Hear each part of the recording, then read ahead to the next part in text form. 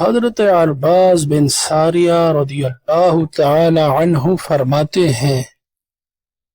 رسول اللہ صلی اللہ علیہ وآلہ وسلم نے فرمایا، ترجمہ میں اللہ تعالی کے نزدیک الکتاب میں خاتم النبیین لکھا گیا تھا اس وقت جب آدم اپنی مٹی میں گوندے جا رہے تھے، اور میں تمہیں اس کی تاویل بتاتا ہوں۔ میں اپنے والد ابراہیم علیہ السلام کی دعا ہوں، اپنے بھائی عیسیٰ علیہ السلام کی اپنی قوم کو دی گئی بشارت ہوں،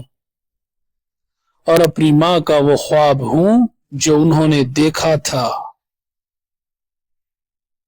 کہ ان سے ایک نور نکلا جس سے شام کے محلات روشن ہو گئے۔